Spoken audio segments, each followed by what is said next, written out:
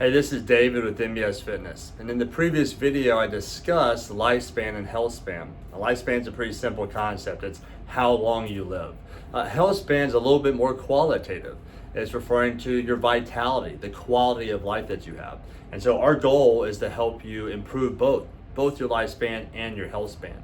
The beauty about improving health span is you get those benefits today and every day into the future. So let's expand a little bit more on health.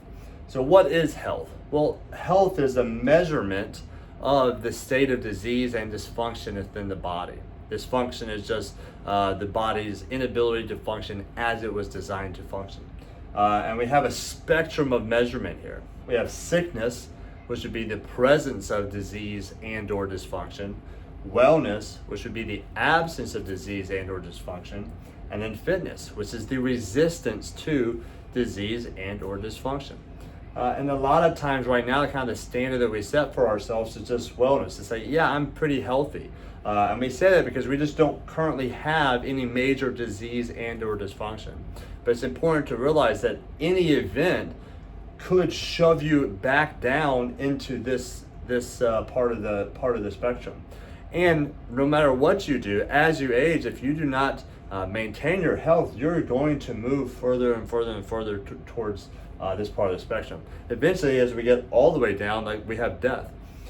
Fitness gives us a buffer zone.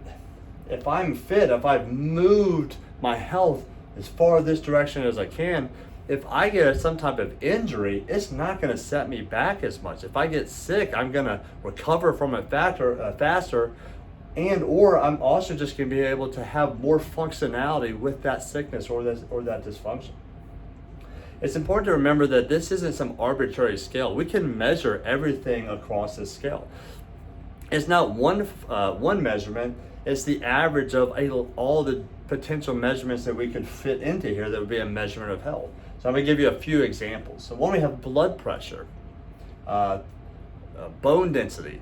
So this is, blood pressure is a way of kind of measuring how healthy our cardiovascular system is. We have bone density. Are we going to be susceptible to some type of break as we get older? A1C, how well does our body handle insulin and blood glucose? Body fat levels. So these are kind of the biometrics that we can measure. I could add a few more up there as well.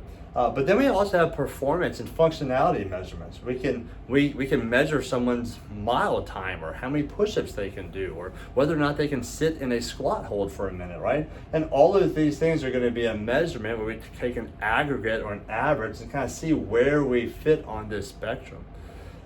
It's important to kind of consider that for a moment and say, well, where on this spectrum am I currently? And ultimately, where do I want to be? Do I want to be to a point where, should I get sick or should I have some type of accident, I'm still going to have quality of life? Or am I going to risk it where I don't currently have anything right now, but anything that ultimately happens is going to set me back?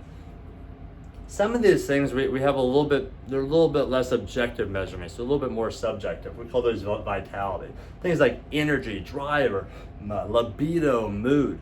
But we find that all of these move this way, even though they're not tangible and objective measurements. We do find that as people improve their fitness, their vitality improves as well.